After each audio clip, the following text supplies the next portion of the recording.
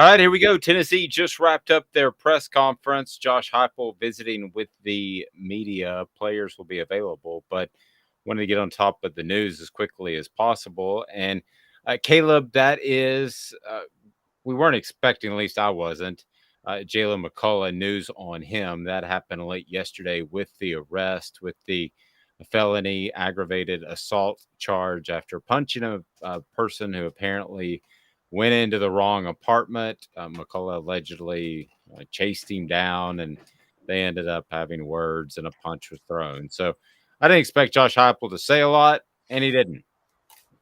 Yeah, I didn't expect him to say a lot either. As a matter of fact, the most revealing thing to me was about the state of the Vols at safety without McCullough, because he said, I mean, you always talk about red flags, and we said this at the beginning of the year when he said that they've got a lot of guys who could take that top cornerback role, which meant they have nobody.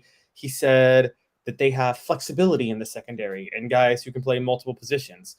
That's not really an answer as to who would fill in for Jaylen McCullough at safety. And McCullough's been average. I don't think he's been that great at safety this year. But I think we saw with Warren Burrell before last week's game. It's funny, we're starting this press conference off piling on with negativity, but we have seen, you can get a lot worse than average. And that was very clear at the number one cornerback spot. So even though I think Jaylen McCullough has been average to mediocre, I think that there's a possibility things could get a heck of a lot worse without him, particularly if Bryce Young is playing for Alabama this week. Yes, which I got a notion from someone. It was not, I'm not reporting this, but the sense was that he will play this week, talking about Bryce Young, who didn't play last week against A&M. I'm not reporting he'll play. I'm just saying I've heard from someone close to Alabama's program with inner working knowledge of some of the inner workings that they expect him to play. However, that does not mean he will play. And I think what you're going to see, based off the person that I talked to, you're going to see Jalen Milroe get the majority of the snaps and in practice, because they need to have something ready for him, and they know what they got out of Bryce Young. So we'll see. It's a shoulder joint. That is his throwing shoulder. I don't know. But as far as the McCullough issue, you're right. Tennessee, Josh Heupel did not specify who would step in. I mean, you would love to be able to say, just like when Cedric Tillman was out, and we'll address his availability for Saturday here in just a moment. You'd love to be able to say, feel really good about Brew McCoy, feel really good about Jalen Hyatt, feel really good, those guys. And that guy is not out there right now for Tennessee secondary. Warren Burrell, we already mentioned, is out for the season. I think we got that in there. And with the injury, and Tennessee, probably their worst position group might be down 2 on Saturday against Alabama if McCullough is suspended.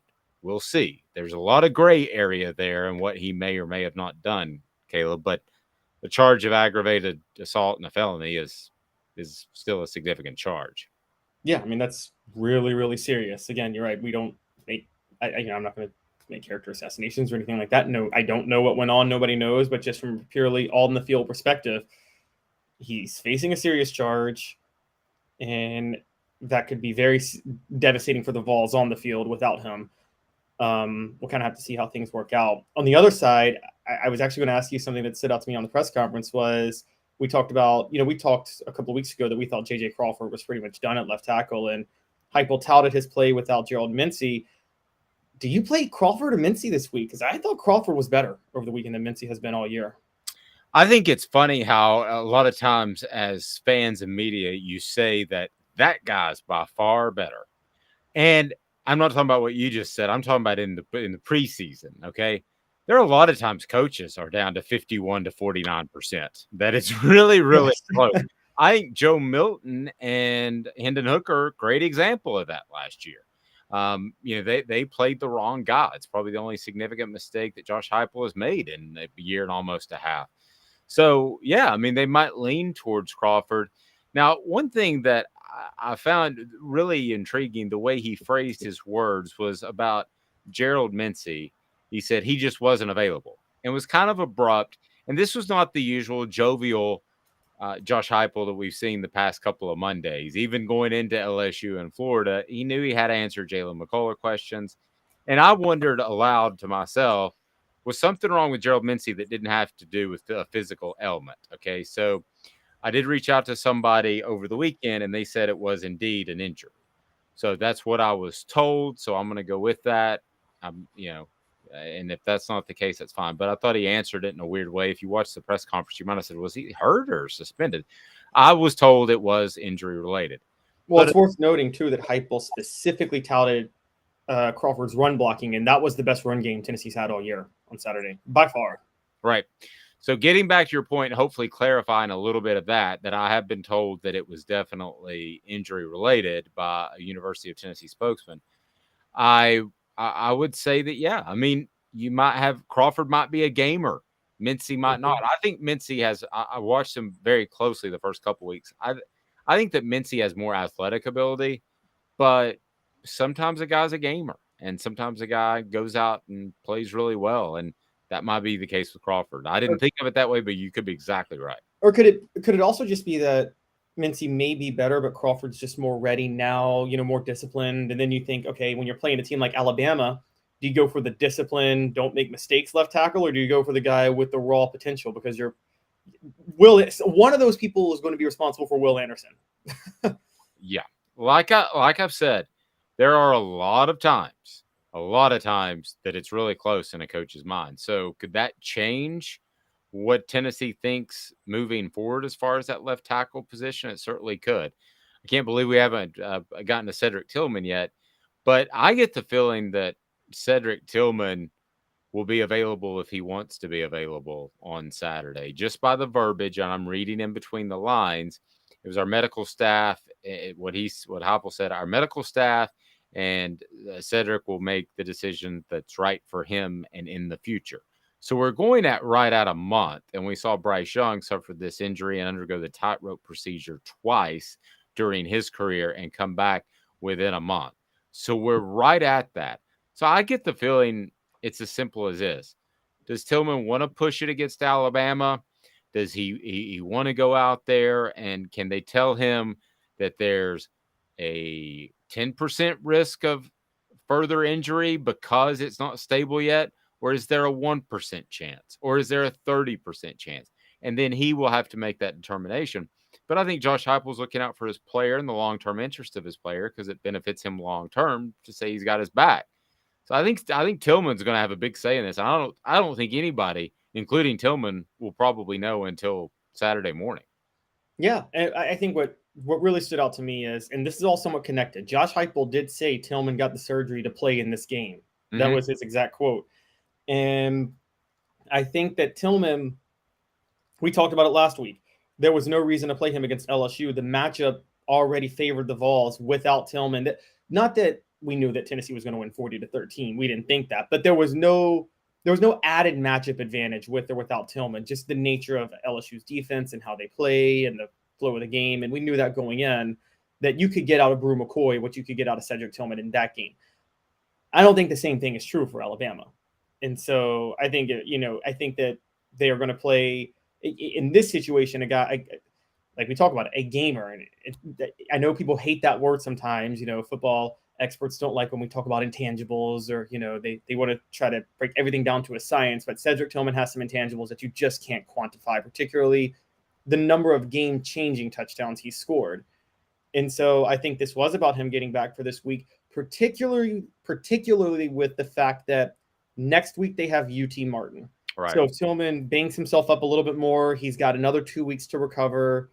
And after UT Martin, it's Kentucky, and Kentucky may not be that good this year. We still don't know. I mean, they're having some issues on their own. So if something goes wrong here, Tillman still he could have up to 3 to 4 weeks to recover. You're right. And I think he wants to play. I'm reading between the lines or reading between the tweets, so to speak. But right after the game, he said, man, I love this team. He had the surgery, is what Heupel said, to be back for this Alabama game. So I think he clearly wants to play, Caleb, and I think he wants to be out there.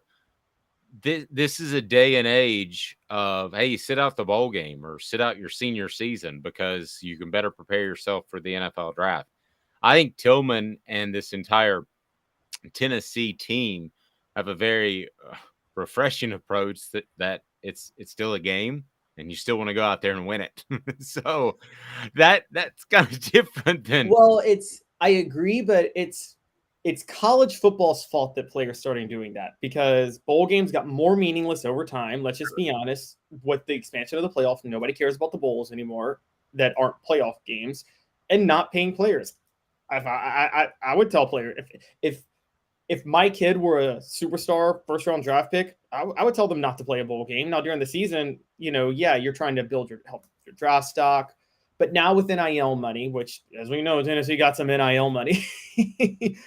I think with the fact that Tennessee has something to play for, because you don't want to use the dirty word, but as of right now, it's very feasible that for the first time ever, when the first college football playoff rankings come out, Tennessee will actually find themselves in the hunt. That doesn't mean they'll stay in the hunt, but they've never been in that situation before. And with those facts, there's more to play for at Tennessee. The NIL money's there. This is a big game. And Cedric Tillman still probably has a little bit of work to do for his draft stock. He came back for a reason. Nope. I agree. I mean, I think it makes a lot of sense for him to play. I think he wants to play. You brought up the NIL money. That's a great point.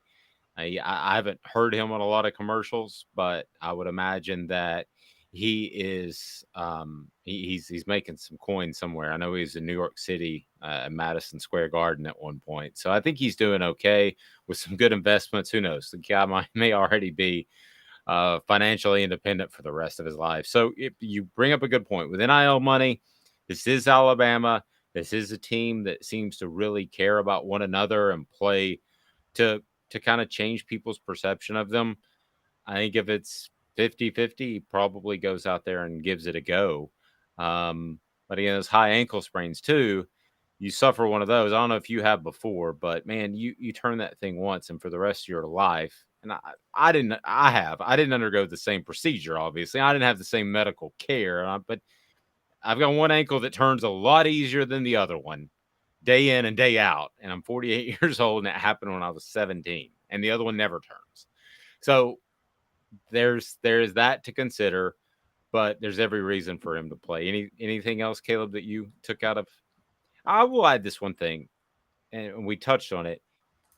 Maybe it was just the McCullough arrest, but he seemed to be a little bit more tense during this press conference than in previous weeks. Did you read anything into that, or? Yeah, I think so too. I thought the exact same thing. He seemed a little down, and it was weird given how he was up last week and he was talking about the great week of practice. Maybe this was they did practice before the media session today, I think. Yes, so maybe this was not a great day of practice, and could be as simple as that. Yeah, it could just be that, which you don't want to have a bad day of practice ahead of Alabama, but it's Monday, it's early. But I did gather the same thing. I guess the one thing I would bring up, I'm glad Heupel said what we've been saying, which is there was this weird, odd panic over Byron Young not really doing up to last week, not doing what he had done last year. And anybody that was watching Byron Young throughout the year knew he really was. And like Heupel said, it's a lot of the times out of the edge rusher's control, whether or not he actually gets the sack or not. Right. And Byron Young has been getting the pressure. Florida has only allowed 3 sacks on the year. Against the only other team that was really vulnerable to getting sacked, Byron Young got a sack against Pittsburgh, and he was SEC Defensive Player of the Week. He won it again this week. So we were all worried about Byron Young, and I'm like, this guy's 6 weeks into the season, twice he's SEC Defensive Player of the Week. I don't know what people were so freaked out about. Yeah, I think they're fine there. I think he got named SEC Defensive Lineman of the Week. Excuse me. Yeah. No, this week just came out, and then he got Defensive Player of the Week, didn't he, earlier in the season? Was it player or was that lineman too? It might have been lineman both times. No, I think he got player first time, and then he got lineman this time. And then Chase McGrath, who only missed the 50-yarder, he was 3 of 4, got the Special Teams Player of the Week. That was just announced by the SEC. So we'll see. Moral of the story, not sure on Tillman, but the intent was all along with the tightrope surgery to get him ready to play by the Alabama game. I look back at some of Chris Lowe's reporting and the way he referenced I think I said Bryce. Did I say Bryce Young earlier? I meant Tua Tagovailoa underwent the surgery. Oh, yeah, you're right. You did. Sorry, my apologies. Tua Tagovailoa underwent the surgery.